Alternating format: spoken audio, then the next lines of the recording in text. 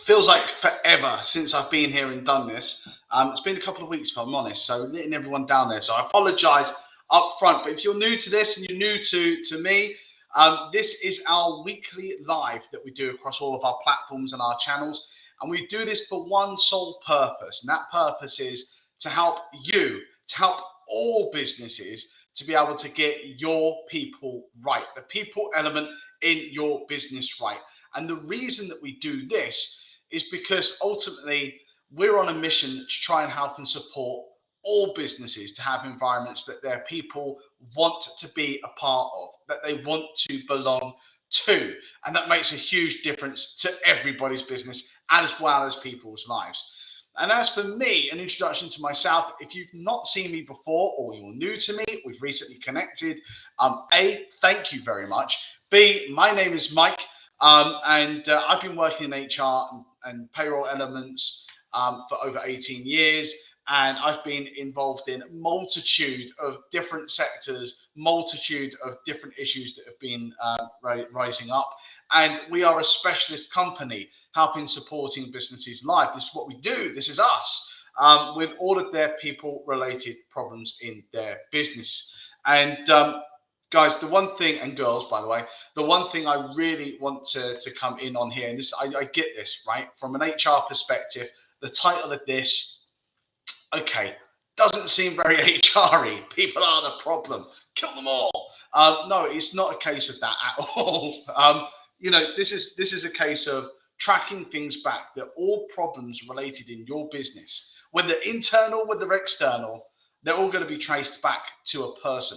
Even if, as a business owner, and you are the person that's in charge, even if that people problem tracks back to you, yes, you can be the people problem as well as the people that you employ. And I think that's a really important thing to emphasize. And do you know what? Story time, quickly, diverse kind of, sidetrack here. But a little while ago, I mean, we had a client that was on board. I've never, ever met an organization like this before. Obviously, confidentiality is king here.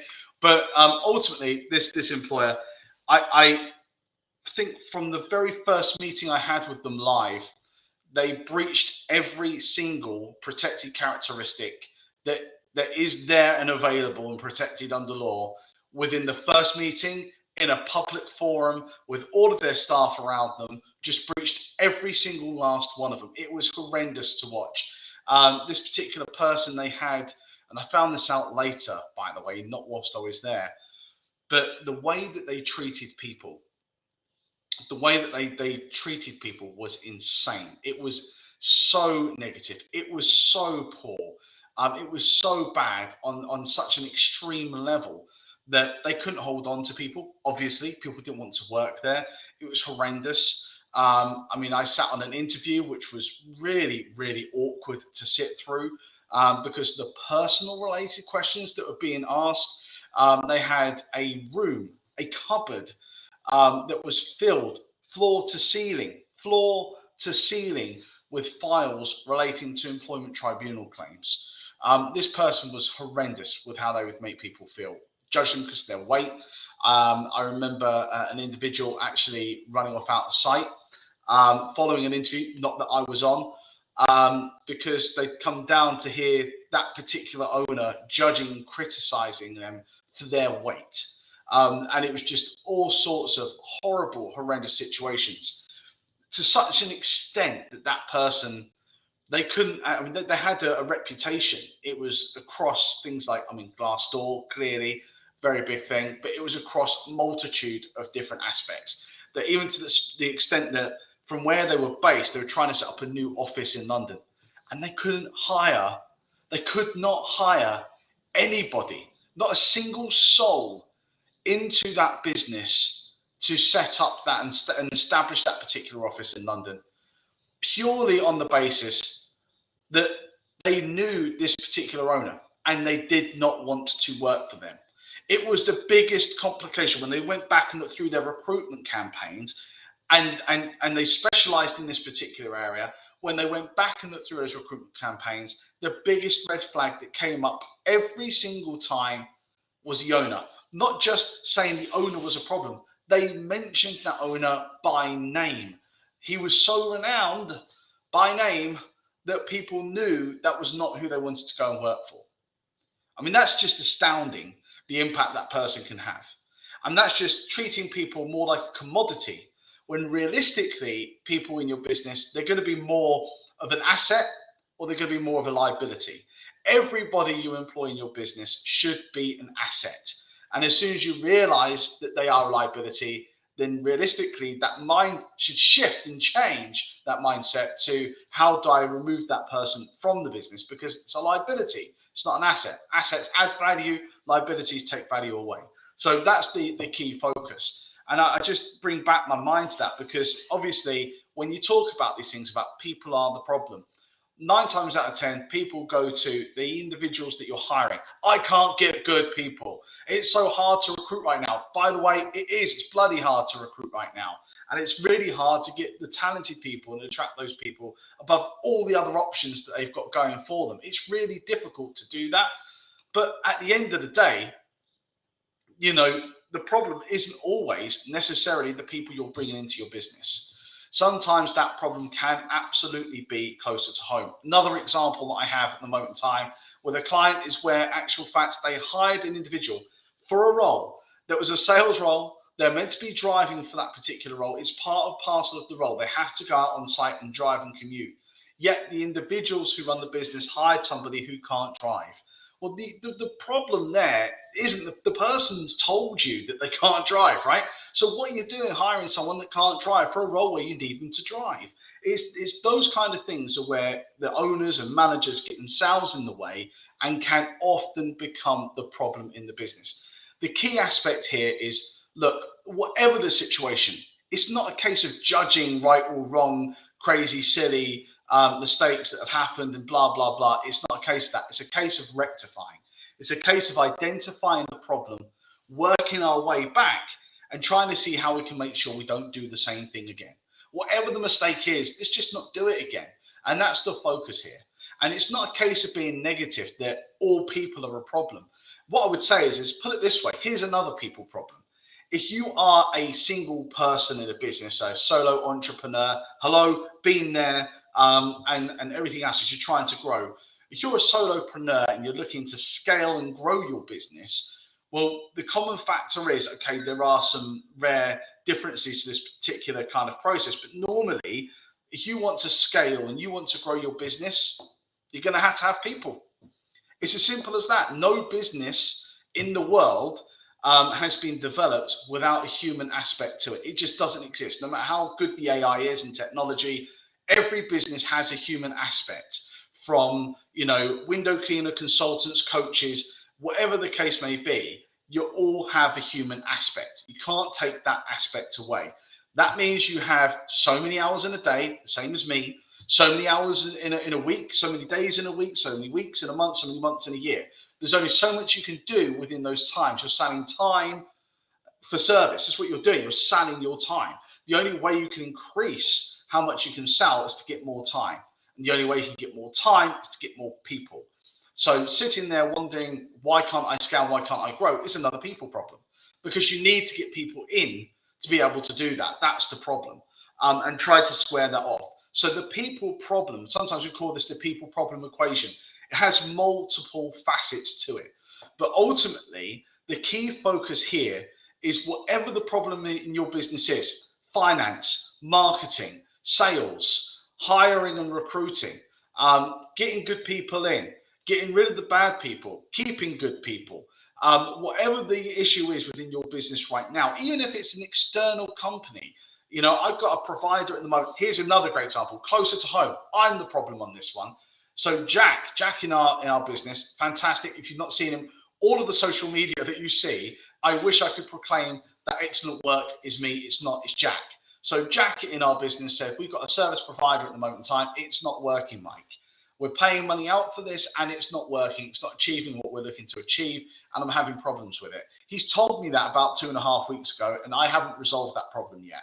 That people problem, the problem we still got that and it's existing, is down to me.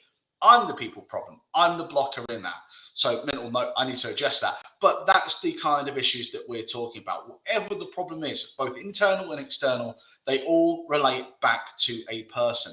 And that's a good thing. That's a good thing, because ultimately what I'm telling you is all of those issues, all of those pain points, all of those things that are a concern for you right now are 100%, 100% in your gift, your ability to change. It's in your control to be able to change that element. If you've got the wrong person in your business, you can change it. If you're not selling as much as you should be, and you've got issues with your sales team, or you are the salesperson, then you can change that, because you know where the problem is. The problem is a personal problem. It's a people problem. So you need to reverse engineer what that problem is. Does it mean more training? Does it mean more investment? Does it mean more of the people, more people on board? What is the problem? Do we need more experience? Do we need to outsource it? Do we need to get somebody internal, someone external to come inside to have a look at our processes, and et cetera, et cetera, et cetera. And it goes on and on and on. But 100% that's in your gift to resolve that. Everything is a people problem.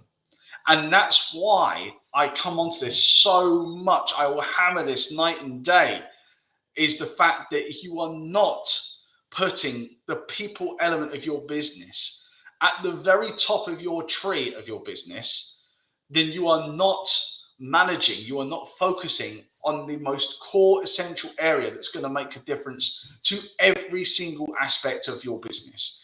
Every single one. Even if that means self-reflecting and being honest with yourself if that problem is you. Yeah. So at the end of the day, every problem in a business will relate back to a person. So focusing on those people related issues is essential, and it should be the number one focus. That's why we always say, controversial, blow me up, I don't care. Fact of the matter is the people in your business should be number one, not customers. Go ahead, people rip me apart for that. I understand. I don't care. It's fine. Everyone's entitled to a view. But the point of fact is that if you don't put the people first who are in your business, the ones that are on the coalface, dealing with the customers, selling on your product, your service, or whatever it is that you're providing out to customers, if you don't put them first, what's the odds they're going to put your customers first?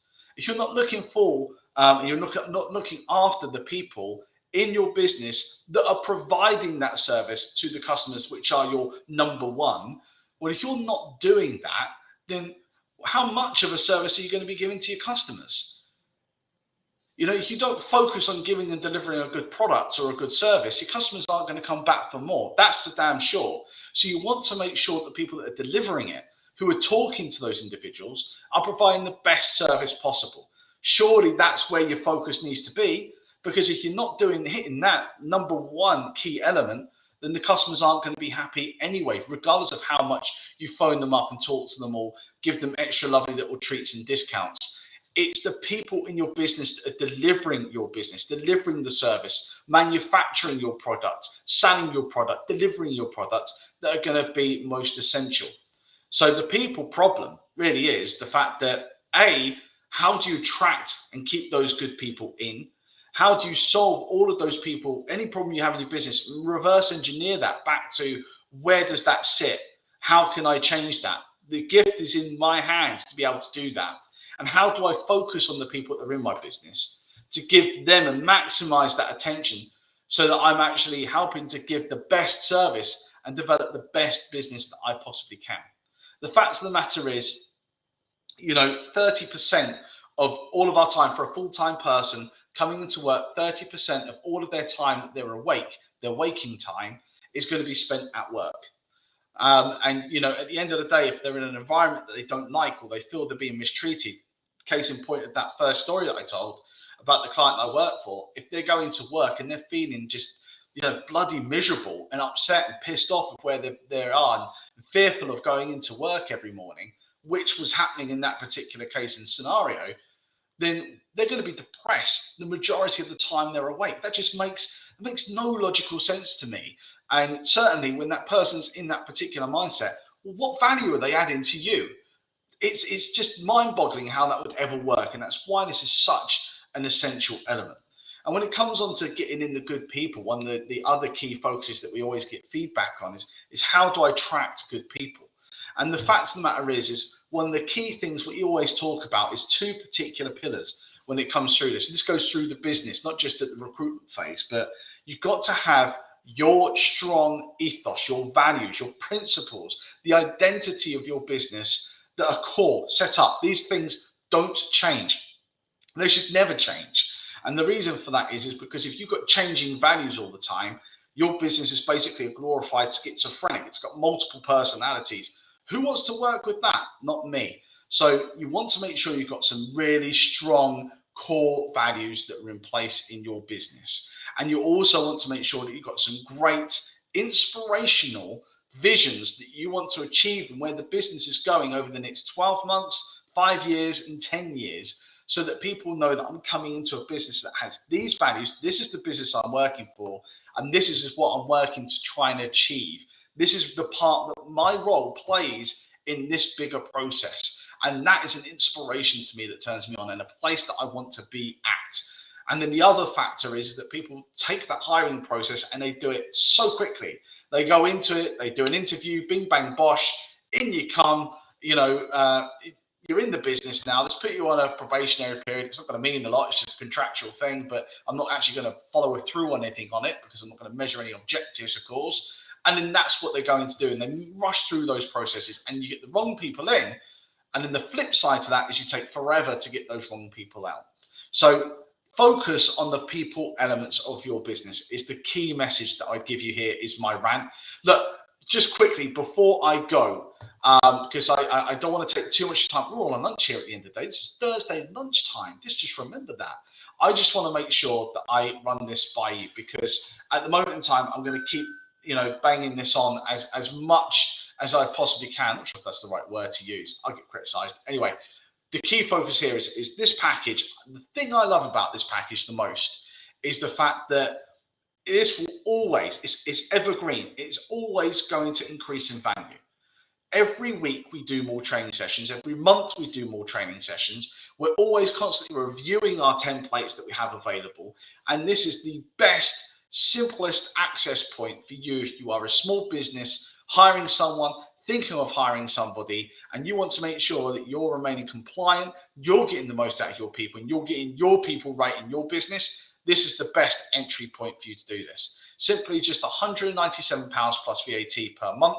And we're going to help you with all your HR templates done for you. They're there. They're available. Policies, procedures, your handbooks, done for you. You need letters written, done. They're in there. You can take them. Excellent managerial training to help and make sure that your managers, if you don't train, you don't maintain. So make sure your managers are maintaining the high level of management of your teams to make sure that you are keeping that culture and that environment that people want to be a part of, and help you in sustainably. People are going to be a key part to this, remember. Sustainably growing your business. This element is essential. So do me a favor.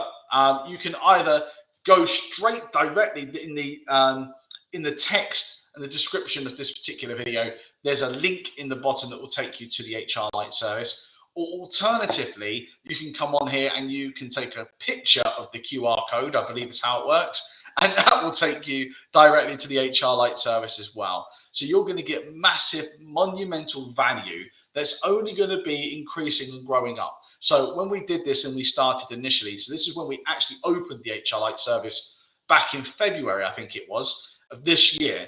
It was already over £21,500 worth of value. If you took each of those elements out individually, that's what that would equate to. And I can tell you now, 100%, that's gone up since then. But the price that you pay stays the same. So you're always going to get more value, more information, access to me, access to our team, access to our partners to help you with your HR issues as they come up, to help you with health and safety, to help you with occupational health, employee assistance programs, to look after your staff, and so much more is all built into this package. So this is insane, this value. So if this has been of any help whatsoever, and you think, actually, this is going to really help me in terms of taking my business forward, I want to grow my business. I want to be able to sustainably grow my business, or you're already employing staff right now and you want to make sure you've got everything you need in place and you're looking for a low entry point, this is the product for you. So please go ahead and take advantage of that. Thank you so much. I hope everyone has a wonderful weekend, by the way. I know the weather may be a little bit iffy this weekend, apparently. It's kind of changed. It's meant to be really sunny. There could be a bit of rain and thunder, but we'll wait and see. Let's see how things pan out. So don't put the barbecue away just yet. Anyway, have a great weekend. Take care, everyone, and all the